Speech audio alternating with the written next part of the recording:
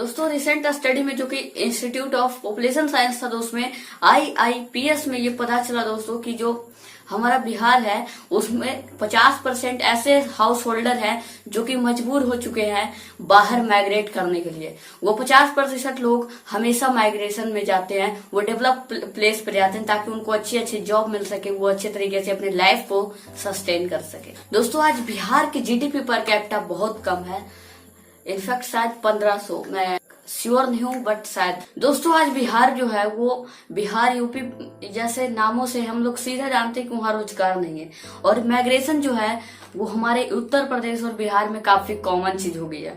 सो आज के इस वीडियो में हम बात करेंगे माइग्रेशन के बारे में जो कि बिहार में होते हैं। हम जानने की कोशिश करेंगे कि बिहार में माइग्रेशन का क्या कारण है, बिहार में माइग्रेशन क्यों होता है, और क्या वो चीज है जो अगर करेंगे, अगर सरकारें चाहेगी या हमारी जनता चाहेगी तो उसको दूर कर सकती है। तो चलिए फिर बात करते हैं।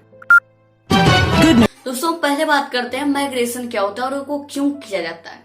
दोस्तों माइग्रेशन यानी कि पलायन, मतलब उस पलायन या माइग्रेशन उस प्रोसेस को करते हैं जिसमें एक इंसान जहां रह रहा था उस जगह को छोड़कर कहीं और जाता है ताकि वो फूड और शेल्टर और जॉब की तलाश में, और जब वहां मिल जाता तो वहां सेटल होगा या फिर वो वापस आता है अपने घर जहां से वो लौट के गया था।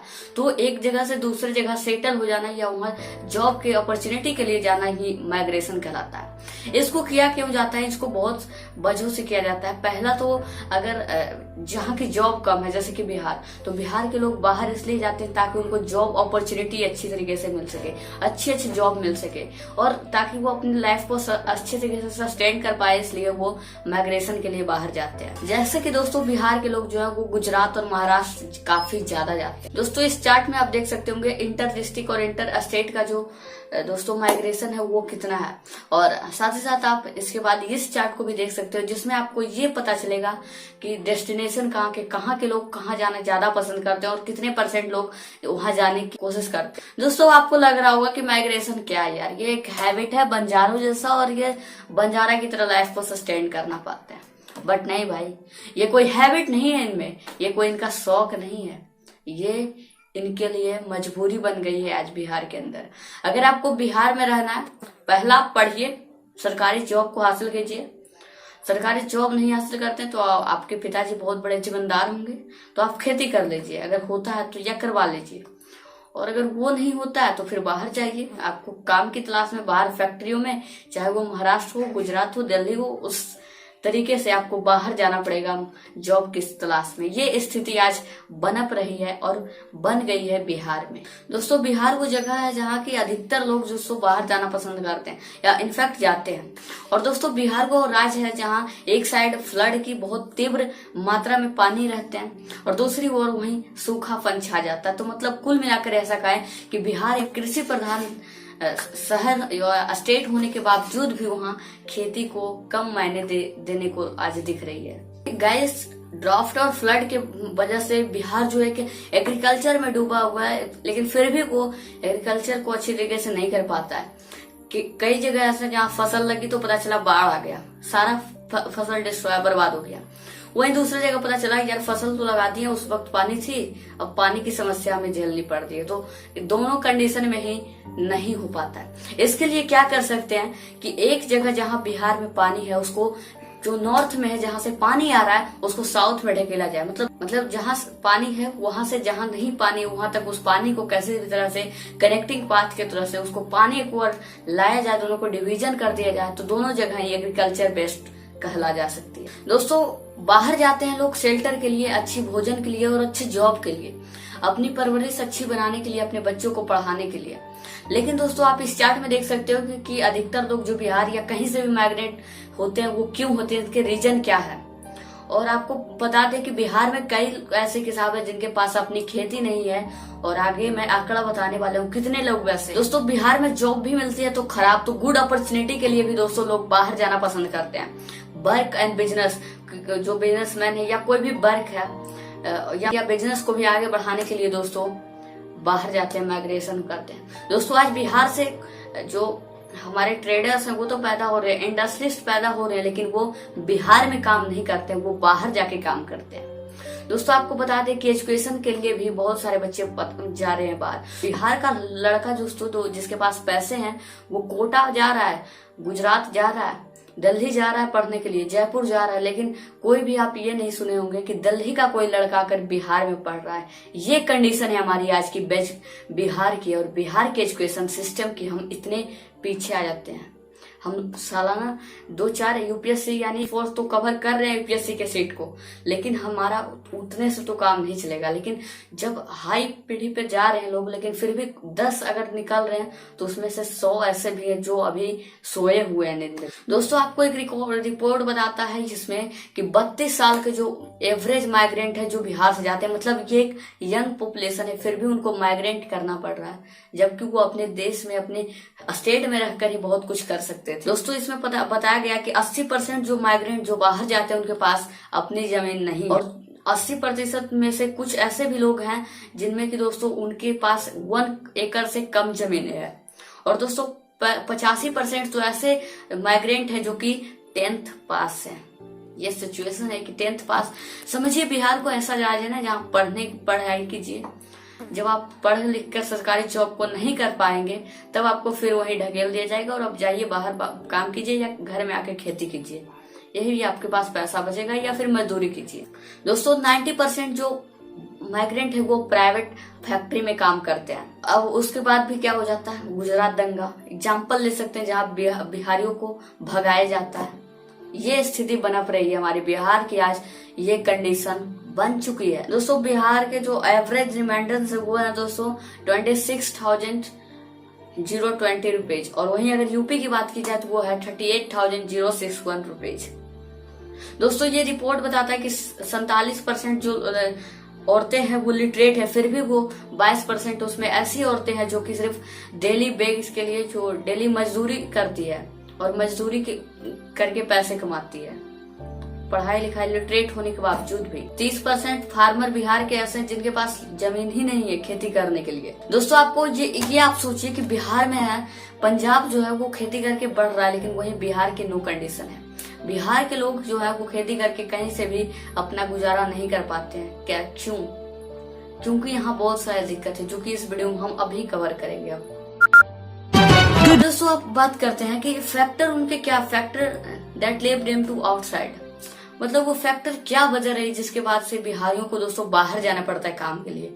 बिजनेस करोड़पति लोग यहाँ, इंडस्ट्रीज जो है वो तो पैदा हो रहे हैं, लेकिन यहाँ काम नहीं करना पसंद करते हैं। क्यों?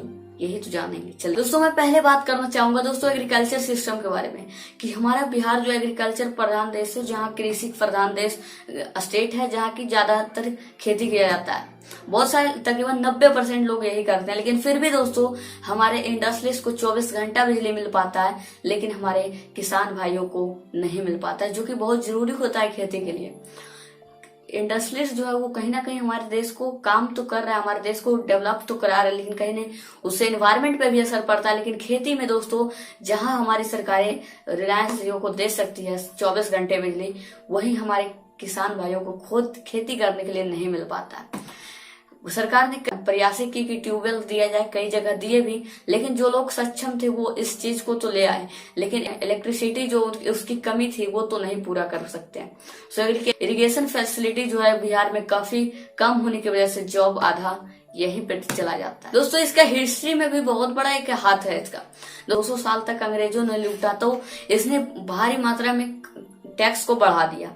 टैक्स को बढ़ाने के बाद दोस्तों लोग इस पर रिपे नहीं कर पाते थे। नील की खेती होती थी, लेकिन फिर भी जो टैक्स जो प्रॉफिट में नहीं है, फिर भी किसान भाइयों को कहीं ना कहीं से उसको जुगाड़ करके अंग्रेजों को देना पड़ता था, जिसके वजह से दोस्तों आज बिहार की ऐसी स्थिति बन गई कि जमींदारी सिस्टम वहां फिर से बन गई, क्योंकि अंग्रेजों ने कुछ ऐसे इंसान को चुना अपने जैसे ही, और फिर वहां एम्प्लॉयमेंट पूरी तरीके से डिस्ट्रॉय हो गई।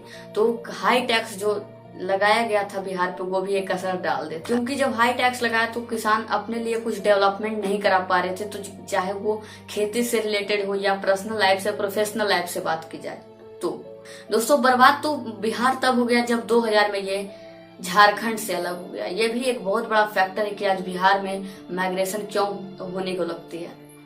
दोस्तों बिहार जो है वो 2000 में झारखंड से अलग हो गया और झारखंड के पास बहुत सारे खनिज थे, मिनरल्स थे, कोल थे, मैग्नीशियम थे और टाटा जमशेदपुर जैसे शहर थे जो कि हमसे छिन गए। स्टील सिटी बोकारो हमारे पास था लेकिन 2000 में ये हमसे चला गया, जिससे कि बहुत सारी जॉब अपॉर्चुनिटी जो है वो हमसे छिन गई और उसके बाद लोगों को बाहर जाना पड़ता है अपनी रोजगार की तलाश में। पहले जब झारखंड थे तो बहुत सारे हमारे पास जॉब अपॉर्चुनिटी है जहां से हम काम करने जाते, लेकिन आज वो नहीं। दोस्तों उसके बाद जैसा कि अंग्रेजों ने लूटा हमारे बिहार को, सिर्फ उसी तरह जब अंग्रेजों ने 200 साल तक खोखला किया, उसी समय जब अंग्रेज भारत छोड़कर चले गए, उनको भगाया गया, तब 1953 से 1991 के बीच भी हमारी सरकार ने भी कुछ ऐसा ही काम किया। क्या किया दोस्तों कि जितने भी स्टेट है हमारे इंडिया में, वो बिहार से खनिज को उठाकर लेके जा सकते थे किसी भी स्टेट पे, वो भी सेम रेट में। जो बिहार के लोगों को दिया जाएगा वही सेम रेट पे। दोस्तों कंडीशन क्या बन गई, सभी लोग इंडस्ट्री जो थे वो कोस्टल एरिया में गुजरात और मुंबई जैसे क्षेत्रों से बिहार आने लगे और बिहार से ट्रके भर के सामान वापस बाहर ले जाने गए। क्या बन गई, चला गया लेकिन वो एक्सपोर्ट तो नहीं कर रहा था, सेम रेट पे वो सिर्फ बेच रहा था, तो नो प्रॉफिट यहाँ देखने को मिले। तो हाई रेट ना होने की वजह से यहाँ बिजनेसमैन काफी यहाँ लूटने की बनप हो गई और बिजनेसमैन जो थे वो सारे खनिज को अपने स्टेट में लेकर चले गए और बिहार के खनिज जो है लूट कर रह गए और बिहार में खनिज नीचे स्तर तक आ गया। दोस्तों उसके बाद यही तो सरकार की गलती थी। उस समय क्या किया जाता, उस समय क्या ये जाना चाहिए कि जितने भी बिजनेसमैन हैं उनको इकट्ठा करना चाहिए और आप सरकार को ये कहना चाहिए, आइए आप हमारे यहाँ बिजनेस कीजिए, लेकिन आपको फैक्ट्री हमारे यहाँ ही सेटअप करना पड़ेगा। आप अगर बिजनेसमैन है, आप बिजनेस करना चाहते हैं तो बिहार के सामान को आप एक्सपोर्ट बाहर नहीं लेकर जा सकते, लेकिन जो प्रोडक्ट बन गए उनको आप बाहर भेज सकते हैं, लेकिन उसके जो रिसोर्सेज हैं, खनिज है, उसको आप वापस नहीं बाहर नहीं भेज सकते हैं। और आप आइए बिहार में काम कीजिए, आपसे कोई टैक्स नहीं लिया जाएगा, ये रहती है अच्छी। लेकिन यहाँ से सिर्फ रिसोर्सेज को बाहर भेजा गया, जो कि आज हमारी फिलहाल की कंडीशन बहुत खराब देखने को लग रही है। उसके बाद तो पता है 2000 का झटका लग गया दोस्तों, जब झारखंड डिवीजन हो गया। उसके बाद दोस्तों कोई बोलने को तैयार ही नहीं था कि आप हमारे सामान को दूसरे स्टेट में कैसे भेज सकते हो, वो भी सेम रेट पे। ना तो हमें प्रॉफिट हो रही है, ना हमारे एम्प्लॉयमेंट जनरेट हो रही है, ना तो हमारी रेवेन्यू में कुछ असर देखने को मिलता है, फिर भी लोग कोई आवाज उठाने वाला नहीं था। अगला मेजर प्रॉब्लम था यहाँ दोस्तों कास्ट पॉलिटिक्स। बिहार को देखने के बाद कोई भी बता सकता है कि ये इंसान जो है वो किसको वोट देने वाला है। अगर यादव भाई है हमारे तो वो लालू यादव जी को वोट देंगे, अगर ये हैं तो इनको वोट देंगे, ये बना पड़ गई थी। एक समय ऐसा हो गया जब कास्ट पॉलिटिक्स हमारे बिहार में उभर कर आई। कास्ट पॉलिटिक्स एक बहुत अच्छा चीज देखने को मिला था, उसमें कंपटीशन बढ़ी और कुछ जो निश्चित तबके के लोग हैं वो भी अपने संगठन के द्वारा, अपनी बहुमत के द्वारा, जो अपनी गठबंधन है उसको एक साथ एकजुट करके अपनी और भी तरक्की करी। लेकिन इससे बहुत सारे हमारे बिहार में जो बर्बादी है वो भी देखने को मिली, जिसके बाद से बिहार एक बर्बादी का स्तर चल गया। कोई बोलने वाला ही नहीं था, सभी लोग कास्ट पॉलिटिक्स में अटक गए। दोस्तों कास्ट पॉलिटिक्स के चलते 1961 से 1990 तक यहाँ 20 गवर्नमेंट बदल गए। समझ सकते हैं क्या बनप रही है, कैसा ये ग्रो हो पाता जहाँ एक स्टेबल गवर्नमेंट नहीं थी। बार बार इसको आया, इसको चेंज करो, ये खराब करता है, चलो इसको ले आओ। मतलब ये बनप रही जैसे 17 सालों में 17 प्राइम मिनिस्टर चेंज हुए दोस्तों नेपाल में, वो स्थिति बिहार की। दोस्तों इसका मेजर प्रॉब्लम ये भी था माइग्रेशन जो बढ़ा रहा है आज को, पहले हिस्ट्री के लिए तो एक इंटरलॉक स्टेट होने की वजह से। दोस्तों हमारे गुजरात में दोस्तों कोस्टल एरिया पे, मुंबई महाराष्ट्र कोस्टल एरिया पे, जहाँ से एक्सपोर्ट और इंपोर्ट करना, व्यापार करना काफी आसानी हो जाता है। लेकिन बिहार में कोई भी कोस्टल रीजन ना होने की वजह से कोई भी बिजनेसमैन यहाँ आना नहीं चाहते हैं। सो इंटरलॉक स्टेट होने की वजह से यहाँ कोई बिजनेस करना नहीं चाहता है। यहाँ के रिसोर्सेज बाहर भेजे गए, लेकिन यहाँ सिर्फ इंपोर्ट करवाया गया, यहाँ से एक्सपोर्ट नहीं हुए सिवाय रिसोर्सेज के। और दोस्तों ये कंडीशन हो गई कि मतलब इंडस्ट्रीज जो थे वो यहाँ से रिसोर्सेज सिर्फ ले जाने लगे। बिजनेसमैन को अगर कंपेयर किया जाता है कि आप कहाँ जाना चाहेंगे, बिहार या गुजरात महाराष्ट्र, तो सबसे पहले नाम आता दोस्तों गुजरात और महाराष्ट्र, लेकिन बिहार सबसे लास्ट। जब किसी को कहीं नहीं मिला तो चलो बिहार जाते हैं। उसके बाद दोस्तों ग्लोबलाइजेशन एक बहुत अच्छी चीज थी, जिसमें कि जो सरकार थी 1990 के दशक में मनमोहन सिंह जी ने इसको प्रमोट किया ग्लोबलाइजेशन की, जिससे कि फॉरेनर्स भी आके इंडिया में अपनी कंपनी सेटअप कर सकते हैं और एम्प्लॉयमेंट को, इंडियन इकोनॉमी को बढ़ा सकते थे। क्योंकि दोस्तों पहले जब अंग्रेजों ने हमसे लूटा था इसी बहाने करके, तब हमारे पिछले प्राइम मिनिस्टर ने इसको लागू नहीं किया, लेकिन मनमोहन सिंह जी ने इसको सोचा कि क्यों ना लागू किया जाए। लेकिन 1990 के दशक में जब ग्लोबलाइजेशन आए, फॉरेन कंपनी आई, तो बिहार अक्षम रहा इसमें कि अपने साथ भी अपने स्टेट में भी ग्लोबलाइजेशन को प्रमोट कर सके। क्योंकि इसके पास कोस्टल रीजन नहीं थे तो बिजनेसमैन भी इसकी ओर आकर्षित नहीं हो पाए और यहाँ कास्ट पॉलिटिक्स में यहाँ के लोग उलझे रहे, तो इसलिए यहाँ ग्लोबलाइजेशन को लाना मुश्किल हो गया और उसके बाद एम्प्लॉयमेंट यहाँ नहीं देखने को मिलने लगी। दोस्तों अगला कंडीशन है यहाँ जियोग्राफिकल कंडीशन। दोस्तों बिहार एक इंटरलॉक स्टेट तो है, साथ साथ इसके नेचुरल डिजास्टर यहाँ आने की बहुत संभावना है। कभी अर्थक्वेक हो जाते हैं दोस्तों, नेपाल से सटा है, इसलिए आप देख रहे होंगे कि बिहार का एक रीजन जो है वो बाढ़ से डूबा रहता है, तो एक सूखे से परेशान है, एग्रीकल्चर कहीं भी नहीं हो रही है, लोग अपने घर को छोड़कर भाग रहे हैं दूसरे स्टेट में, दूसरे जगह जाकर रह रहे हैं ताकि अपनी जान तो बच जाए, अपनी गुजारा तो कैसे भी किया जाए। सो जियोग्राफिकल कंडीशन, नेचुरल डिजास्टर भी इस पे बहुत बड़ा प्रभाव पड़ता है कि लोग यहाँ अपने घर, शेल्टर, जॉब को छोड़कर कहीं और जाए काम और अपने लाइफ को सस्टेन करने के लिए।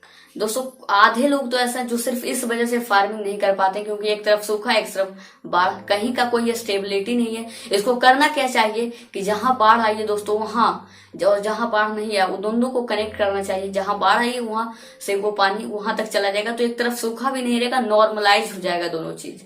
सो इससे एम्प्लॉयमेंट भी बढ़ेगी, लोग खेती की ओर ज्यादा अग्रसर होंगे और खेती करना चाहेंगे। यहाँ एक और कारण है दोस्तों, यहाँ सरकारी जॉब को, जो सिविल जॉब है, गवर्नमेंट जॉब है, इसके लिए ज्यादा लोगों को प्रमोट किया जाता है। बिजनेस को यहाँ दबाया जाता है। बिजनेसमैन माने आप पढ़े लिखे ही नहीं है। बिहार में दोस्तों ये कंडीशन हो गई है कि आप तभी आपको एक टैलेंटेड इंसान जाना जाएगा जब आपके पास जॉब होगा। पढ़ाई को यहाँ जॉब से देखा जाता है और टैलेंट के दोस्तों आपके पैसे से। यहाँ बिजनेस को प्रमोट नहीं किया जा रहा है। यहाँ के बच्चों में ये बात नहीं फैलाई जा रही है। आपको गुजरात की बात बताऊं, वहाँ बच्चे कैसे बिजनेस करते हैं इसके बारे में उनके पास सारे स्ट्रेटेजी होते हैं as compare to Bihar. Bihar में सरकारी जॉब के लिए काफी प्रमोट किया जाता है। यहाँ के बच्चों को पढ़ाना चाहते हैं लोग, लेकिन बिजनेस में जाने के लिए नहीं। पढ़ाई के लेकिन बिजनेस में तो आप भेज सकते हैं, ताकि यहाँ एक इंसान जब पढ़कर जाएगा, एक बिजनेस को स्टार्ट करेगा तो वो 1000 लोगों को जॉब दे सकता है अपने यहाँ। लेकिन ये तो यहाँ है ही नहीं, जो कि एक बर्बाद कर रही है, अनएम्प्लॉयमेंट और माइग्रेशन को प्रमोट कर रही है यहाँ पे। दोस्तों बिहार के बिजनेसमैन बाहर तो जा रहे हैं, बाहर से लोग नहीं आ रहे, लेकिन बिहार के बिजनेसमैन बाहर जा रहे हैं ताकि क्यों ना वो कि यही स्टार्ट करते हैं अपने बिजनेस को, अपने भाई बंधुओं को रोजगार देने की कोशिश कर। दोस्तों हमें आप क्या करना चाहिए, हमें बिहार को एक इंडस्ट्रियल रीजन बनाना चाहिए, इंडस्ट्रियल, और साथ ही साथ पढ़ने में लोग भी तेज हैं। यहाँ के बच्चे कुछ भी कर सकते हैं, बहुत जिद्दी होते हैं। सो हमें इंडस्ट्रियल क्षेत्र को इसमें कन्वर्ट करना चाहिए और लोगों को एक रोजगार के प्रति, बिजनेस के प्रति एक स्ट्रेटेजी की तरफ उनको अग्रसर करना चाहिए कि आइए आप भी अपना सेटअप कीजिए और अपने लोगों को रोजगार दीजिए। इससे क्या होगा, एम्प्लॉयमेंट में वृद्धि होगी। दोस्तों आपको यहाँ की एजुकेशन लेवल के बारे में अच्छी से पता होगा कि 3 मंजिले पे जाकर चोरी करवा रहे हैं, तो जिसको सब्जेक्ट का नाम नहीं पता, कुछ आता नहीं है, किस सब्जेक्ट में आप पढ़ रहे हैं, वो यहाँ टॉप कर जाता है। क्यों? एजुकेशन लेवल यहाँ की है ये। सरकार ध्यान नहीं दे रही है और सरकार, बच्चे करे भी तो करे क्या, बच्चों को पढ़ाया नहीं जा रहा है। आप सरकारी स्कूलों की कंडीशन जाकर देख लीजिए, बच्चों को पढ़ाया नहीं जा रहा है तो मजबूरन उन्हें चीटिंग करना पड़ता है, क्योंकि बच्चे भी है ना, छोड़ो नहीं पढ़ा रहा है हमें कि हम तो चीटिंग से पास हो जाएंगे, बस ये सोचा जा रहा था। लेकिन अब वो हालात ही बदलने को लग रही है थोड़ी थोड़ी। अब दोस्तों फ्लड और ड्राफ्ट को तो नॉर्मलाइज किया ही जाएगा। अब आप क्या कर सकते हैं दोस्तों, बहुत सारे गवर्नमेंट आई और कही कि हम एम्प्लॉयमेंट को जनरेट करेंगे, आपको बाहर जाना नहीं पड़ेगा, आपके जो भाई बहन बंधु, आपके पति जो बाहर जाते हैं उनको बाहर नहीं जाना पड़ेगा। कंडीशन क्या बनी, इलेक्शन जीत गए नेताजी, इलेक्शन जीत गए नेताजी, उसके बाद उनको कोई भी आप एम्प्लॉयमेंट, मैंने कब कहा, चलो छोड़ो, ये बात बना पड़ी है दोस्तों। अपना काम है, बनता तो भाड़ में जाए जनता। अब आप क्या कर सकते हैं, जो सरकारें आपसे कहती थी कि हम जॉब को आप जनरेट करेंगे, आपको बाहर नहीं जाना पड़ेगा, पहले आप आइए, वो आएंगे आपसे वोट मांगने के लिए, तो आप यही बात कहे थे कि गुरु जी आप कहे थे कि हमको बाहर नहीं जाना पड़ेगा। आज भी मेरे भाई बाहर है, आज भी मेरे पति बाहर है, आज भी ये बाहर है, तो कैसे काम चलेगा बताइए। आपने तो रोजगार जनरेट नहीं की, अब हमारे लिए तो आप कुछ है नहीं, तो आपने मेरे लिए क्या किया ये बताइए ना। आप अपनी जेब भरने के सिवाय, आप बैठ के खाने की सिवाय आपने क्या किया भाई, आप ये सरकार से पूछिए। क्या आपने दंगा कम करवा दिया, क्या आपने लड़ाई झगड़े कम करवा दिए, क्या आपने क्राइम रेट को कम कर दिया, क्या किया आपने, क्या आपने एम्प्लॉयमेंट को बढ़ा दिया, अनएम्प्लॉयमेंट घटा दी, क्या किया आप? ये सवाल दोस्तों आने वाले जो आपसे वोट की भीख मांगते हैं उनसे इस बात को पूछेगा। और जो आपको लगे कि ये हमारी जो एक सोशल आइडियोलॉजी पे जो पब्लिक प्रॉब्लम पे बातें करता है उसको वोट देना पसंद कीजिए। और साथ ही साथ अपने प्रॉब्लम जो उनको सरकार के सामने रखिए और उनसे सवाल पूछिए। Ask question to the power. So Jai Hind और वंदे मातरम।